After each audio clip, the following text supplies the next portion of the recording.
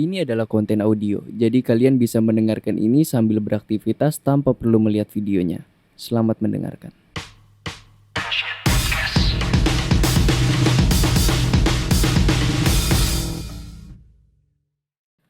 Kembali lagi di podcast Arya Shit. Arya Shit Podcast. Oke, kali ini beneran gua akan menseriuskan Arya Shit Podcast ini. Gue udah bikin YouTube-nya, jadi konten ini udah bakal ada di YouTube. Gue juga udah bikin Instagram. Mungkin ada yang mendengar ngeplay ini dari Instagramnya Arya Shit Podcast. Follow aja Arya Shit Podcast. Terus Facebook page juga udah gue bikin Arya Shit Podcast. Ya mudah-mudahan gue bisa lebih bakal eh, lebih produktif lah untuk bikin podcast gitu. Karena gue ya gue suka aja bercerita gitu. Jadi gue kadang butuh butuh platform ini untuk gue bercerita soal musik yang gue suka gitu. Maaf banget nih kalau misalkan kalian baru tahu podcast ini terus kayak menganggap ini apa sih nih orang kayak so tahu banget soal musik, kayak seakan-akan dirinya yang paling tahu soal musik, sih paling tahu musik gitu. Cuma ya emang gua nggak tahu, gua tuh makanya di sini bikin sesi diskusi kan. Ini tuh sebenarnya diskusi gitu. Kayak gua melemparkan opini gua, jika kalian punya opini masing-masing ya komen gitu. Gua nggak akan melimitasi komentar kalian gitu. Ya komen mah komen aja gitu maksudnya. Eh Terhadap topik yang mau gua bahas gitu. Topik yang sedang gue bahas gitu, yang kalian denger, misalkan kalian denger, wah ini kayaknya kurang cocok nih sama opini gue tulis opininya gitu, tulis aja di komen. Oke. Sekarang balik lagi, jadi ini masih update ya. Update soal Arya Shit Podcast. Arya Shit Podcast bakal menemani kalian di hari Rabu dan Sabtu gitu. Rabu dan Sabtu, jadi Rabunya itu bahas-bahas yang kayak ginian nih, kayak diskusi lah, atau misalkan soal gua ngobrolin album kesukaan gua lah, atau misalkan apapun itulah, pokoknya random. Kalau Rabu tuh random, Rabu random. Anjay.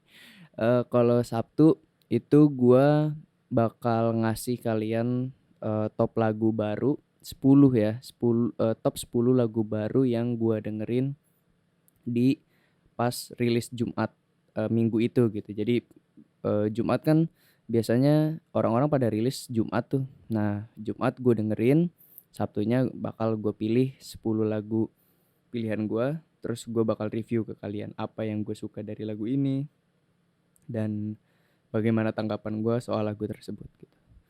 Oke, kita masuk ke dalam topiknya. Sebelumnya kalian ada yang udah pernah tahu belum sih kayak Black Midi ini?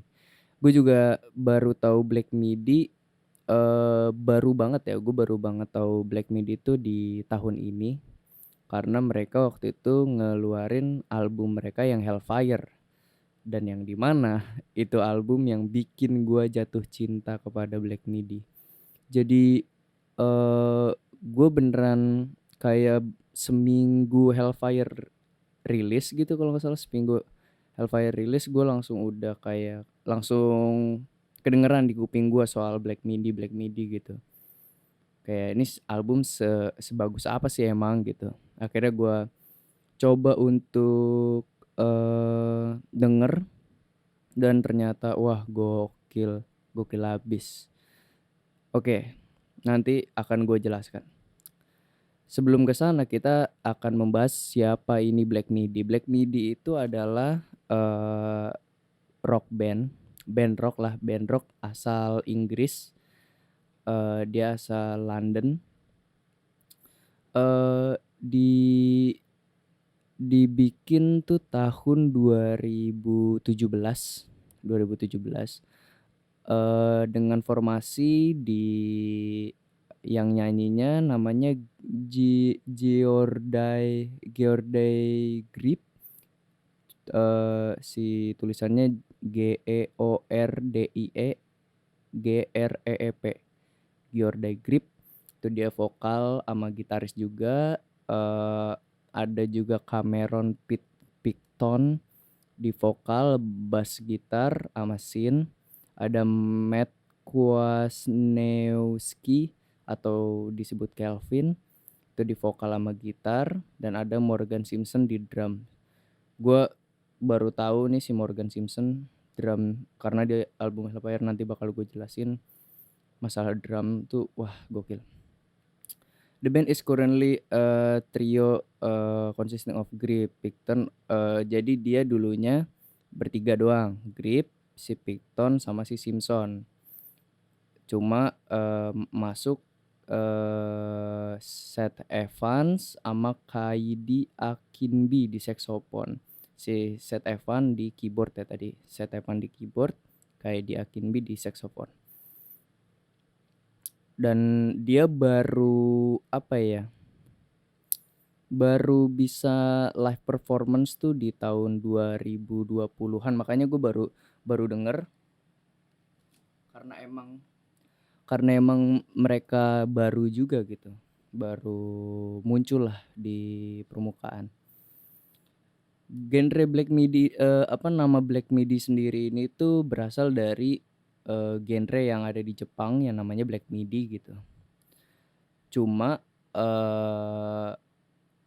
genre Black Midi dengan yang mereka mainkan itu tidak berkesinambungan gitu. Nggak ada relasinya antara genre Black Midi dengan nama mereka gitu. Dan kalau misalkan dibilang genre mereka tuh lebih ke experimental rock, progressive rock, math rock, noise rock, post punk. Bahkan ada yang bilang juga waktu itu gue ngeliat di komen YouTube tuh dia anti jazz atau segala macem lah gitu.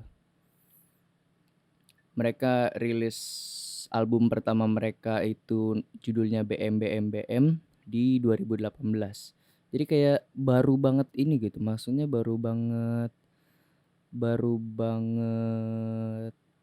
muncul lah gitu. Dia baru 2000 debut singlenya BM di 2018. Oh sorry, bukan album. Yang BM itu single ya. Singlenya di 2018, terus dia rilis debut pertamanya, album debutnya itu judulnya Sklagenheim. Sklagenheim itu di tahun 2019. Makanya baru banget gitu, dia baru muncul di 2019, terus album keduanya di 2020 atau 2021 ya. Oh, di 2021 bahkan tuh. Album keduanya judulnya Cavalcade. Itu di Cavalcade, mungkin tulisnya Cavalcade. Rilisnya 2021, dan album yang ingin kita bahas ini baru rilis di 15 Juli 2022, yaitu Hellfire. Dan setelah gue denger Hellfire, gue jadi penasaran dong sama album-album sebelumnya, dan gue merasa album Hellfire ini adalah album terbaik mereka juga. Jadi kayak wah, album ini tuh gokil banget lah. Jadi kayak pas gue denger semua album mereka gitu, dari album pertama, kedua, sama yang sekarang, mereka baru punya 3 album. Dan album Hellfire menurut gue adalah album terbaik mereka gitu. Jadi kita akan bahas si album Hellfire ini. Album Hellfire dirilis pada tanggal 15 Juli 2022. Bisa gue bilang album Hellfire itu genrenya apa ya? Jazz rock gitu. Karena lu kalau misalkan ngedenger lagu-lagu di album Hellfire ya, lu bisa ketik sekarang, lu cari di YouTube atau di Spotify Hellfire, atau enggak ya lu cari di Spotify Hellfire full album. Jangan pakai full album, Hellfire gitu. Black Midi Hellfire.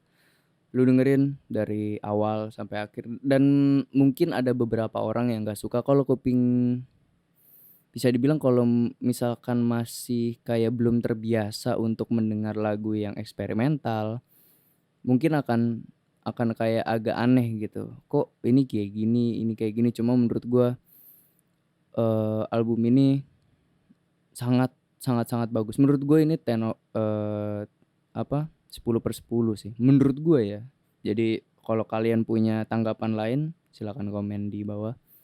Kenapa album ini bisa sampai 10/10 itu menurut gue karena, elemen jazz. Jadi album ini tuh berkonsep Hellfire kan. Dari liriknya aja kita tuh udah disuguhkan dengan apa ya, jadi lirik-liriknya tuh tentang tentang perlakuan dosa gitu. Jadi kayak di lagu ini tuh tentang apa, di lagu ini tuh tentang apa, bahkan di lagu It Man itu kalau nggak salah itu tentang kayak ini kalau gue terjemahkan secara secara ngasal aja gitu dari liriknya itu kayak kapten yang ngebakar Eee, kapten yang ngebakar nakodanya karena nakodanya gay gitu. Terus, apa namanya, ada lagi di lagu yang Welcome to the Hell, itu tentang, seorang tentara yang, mengabdi kepada negara lah gitu. Jadi kayak kayak, ya kalau gua iniin secara secara angasal gitu, itu tuh kayak kayak si tentaranya tuh selalu ditanya kayak, "Apakah dengan lu membunuh orang, lu merasa hebat?" Gitu atau segala macam gitu loh. Pokoknya kalian denger sendiri dan si lirik-liriknya tuh keren-keren juga dan lagu yang paling gue suka juga adalah Sugar Slash Zoo. Sugar Slash Zoo tuh kalau kalau ngelihat dari video klipnya ya itu kayak kayak banyak ketidakadilan tapi ditutup-tutupi gitu. Kayak gimana ya, jadi kayak, eee, tentang pengadilan yang buta gitu. Jadi banyak banyak sekali hal-hal yang tidak adil di dalam dunia ini tapi, eee, pengadilannya sendiri aja buta gitu. Pokoknya kalau ngelihat dari eee, video klipnya gitu. Soalnya video klipnya simpel banget sih, cuma cuma 2 orang, sisi merah dan sisi biru, mereka adu tinju gitu. Cuma ya si sisi biru menang gara-gara dia, bawa orang untuk nembak si sisi merah gitu dan si wasitnya nggak ngelihat karena si wasitnya ditutupin pakai VR gitu dan segala macem. Wah itu gokil banget sih. Yang gua suka dari album ini adalah percampuran antara rock dan jazz-nya dan album ini pun di-mixing dan mastering dengan baik menurut gua. Dan yang paling gua suka adalah beat switch-nya gitu. Jadi banyak banget beat switch, jadi pergantian beat gitu, pergantian mood yang epic dan halus banget gitu. Sangat-sangat ciamik lah anjir, disebutnya ciamik. Jadi kayak, di Sugar Zoo kalau lu misalkan denger juga itu pergantian pergantian beat-nya sangat-sangat bagus. Terus di, eee, lagu yang paling gue suka tuh judulnya Danger Liaisons. Itu ada di situ, ini mungkin spoiler buat kalian ya yang belum denger. Jadi ada kayak, si Danger Liaisons ini sendiri soal, kalau dari liriknya tuh soal petani gitu atau ya farmer gitu, farmer yang, nggak punya sama sekali sama sekali apa namanya, record, apa namanya, nggak punya sama sekali jejak hidup. Dia dia nggak pernah ngebunuh orang di dalam hidupnya gitu. Cuma malam ini dia akan membunuh seseorang kayak gitu-gitu. Terus, eee, dia tuh kayak didatengin sama rentenir mungkin, kayak sama rentenir, sama penipu lah gitu, sama penipu. Terus, dia diajak ke suatu apa, ke suatu apa sih namanya, pasar malam lah kalau di kita gitu, ke suatu pasar malam. Di sana, eee, pas dia sampai sana terus yang gue suka adalah si ceritanya habis di situ, terus tiba-tiba pakai pakai piano doang gitu, eee, front page news, random killing. Jadi kayak dia langsung nge-skip, terus tiba-tiba ada, di koran, di headline koran tulisannya, random killing gitu, random killing, no mob, no affiliation, apa gitu pokoknya. Nah, tiba-tiba abis dia bilang, eee front page news, random killing, no mob, no affiliation, no mob justice, murder. Wah, itu pas dia bilang murdernya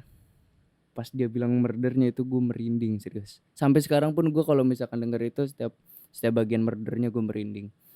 Karena, eee, pergantian apa ya, bisa dibilang pergantian mood gitu. Jadi dia tuh bisa banget ngeganti mood kita secepat itu gitu. Dari kita yang tadinya kebawa lagu gitu, lagi santai-santai-santai, tiba-tiba dibikin serem gitu sama lagunya.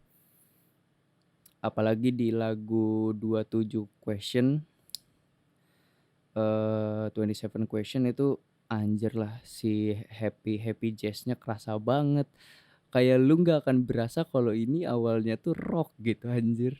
Kayak kayak beat awalnya rock gitu, terus tiba-tiba di tengah, "Thank you for listening, I won't be too long." Wah anjir kata gue, wah di situ gue hype banget gitu, anjir di-slow-in gini dong, dan langsung masuk ke happy jazz-nya gitu. Wah itu, gua sulit untuk berkata-kata sih. 27 Question juga bagus banget menurut gua. Danger Liaisons bagus. Nah, The Rest Is About to Begin juga bagus banget itu. Kalau gua ngelihat dari liriknya, menurut gua itu The Rest Is About to Begin tuh tentang perjudian ya, tentang perjudian. Jadi kayak kalau misalkan ngelihat dari, nama albumnya Hellfire dan isinya adalah pendosa-pendosa gitu, jadi kayak isi dari lagunya tuh cerita-cerita soal pendosa, ya cocok gitu. Maksudnya ini album terkonsep gitu menurut gua. Dan apa namanya, transisi antar lagunya juga beberapa dijaga banget gitu, transisi antar lagunya. Terus juga si The Rest Is About to Begin ini, ada sedikit nge-rapnya, dan nge-rapnya tuh, gua pas denger kayak anjir Kendrick Lamar banget gitu. Kayak dia ada influence dari nge-rap Kendrick Lamar di sana, karena Kendrick Lamar kan pernah bikin album yang, Butterfly, dia juga mengambil influence jazz di sana gitu. Jadi kayak cocok aja kalau jazz dimasukin sama rap gitu. Dari situ terus, dan di album ini pun mereka sering sekali memasukkan, saksofon, entah trompet itu, tapi suaranya tuh dimainin kayak orang lagi teriak gitu. Wah, itu gokil banget sih anjir kata gue baru baru ngeh gitu kayak, "Oh iya ya, saksofon tuh bisa dibuat kayak suara orang teriak gitu jadi lebih serem dan segala macem." Wah, itu keren banget sih. Jadi menurut gua kalian, kalau misalkan kalian penasaran dan kalian kebetulan suka rock gitu, kalian suka musik yang keras-keras, cobain Hellfire ini. Ataupun kalian yang suka jazz, nggak, apa namanya, mau mencoba sesuatu yang agak keras, cobain Hellfire. Karena menurut gua Hellfire juga kalau misalkan dibanding sama lagu-lagu mereka yang dulu, di album-album mereka yang sebelumnya. Ini lebih cukup rapih ya walaupun di album-album sebelumnya juga mereka sering banget kayak pakai beat switch dan segala macam, konsepnya juga aneh-aneh gitu. Cuma di album Hellfire ini menurut gua mereka lebih rapih, lebih terkonsep, liriknya juga lebih dapet, lebih keren. Jadinya ini the best album mereka sih menurut gua. Gua penasaran nanti karena mereka dari 2021 udah ngeluarin album, 2022 ngeluarin album, siapa tahu di 2023 mereka ngeluarin album lagi. Gua penasaran banget sama album mereka di 2023 mungkin gitu. Jadi untuk kalian gua rekomendasiin ini sangat-sangat bagus, Hellfire ini. Oke, paling segitu dulu ya. Ini udah cukup lama durasinya. Terima kasih untuk kalian yang sudah nonton. Tungguin aja podcast-podcast gue selanjutnya. Terutama nanti di hari Sabtu ya. Di hari Sabtu gue akan ngupload podcast. Dan follow Instagram, follow YouTube, dan apapun itu yang lainnya. Oke, see you on the next episode.